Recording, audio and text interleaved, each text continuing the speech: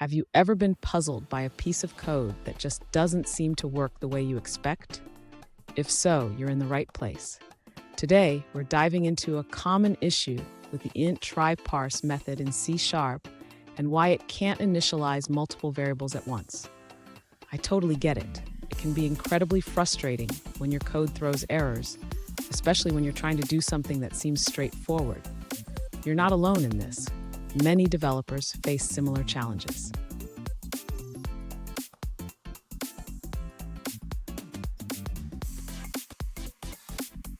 Let's take a closer look at the specific question at hand. One user asked, "Why can't I initialize two variables using int.TryParse?" They provided a snippet of code that resulted in an error about unassigned local variables. Sound familiar? Let's explore this together. So, what's going on here?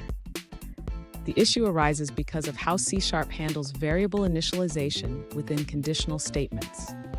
When you try to initialize multiple variables in a single statement, the compiler can't guarantee that all variables will be assigned a value before they're used.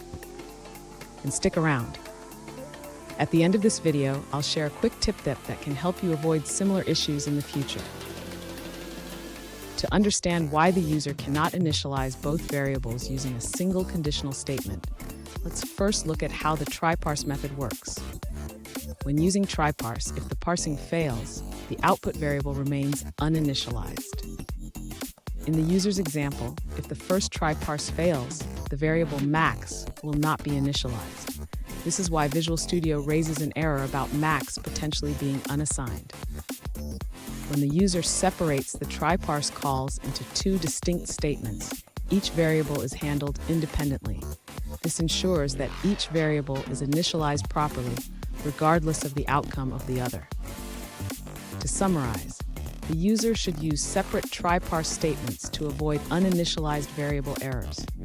This approach guarantees that each variable is assigned a value based on its own parsing result. Fun fact: did you know that the first programming languages were created in the 1950s? They were much simpler than what we have today. But even then, developers faced their own set of challenges. Now, let's look at the answers provided by other users. This user explains that the reason you can't initialize both variables with int.TryParse in one statement is due to Boolean short-circuiting. If the first TryParse fails, the second won't run, leaving max uninitialized. To resolve this, the user suggests initializing both min and max to 0 before the TryParse calls.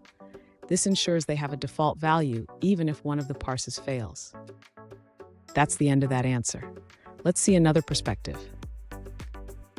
This user explains that the issue arises from shortcut Boolean evaluation. When using the conditional statement, if the first int.TryParse fails, the second one won't run. This means the max variable might not be initialized, leading to the error. Here's that quick tip I promised. Always initialize your variables before using them, especially in conditional statements. This practice can save you a lot of headaches down the line. And there you have it. Now you know why int.TryParse can't initialize multiple variables at once. Remember, coding is all about learning from these little hiccups. If you found this video helpful, please subscribe for more tips and tricks.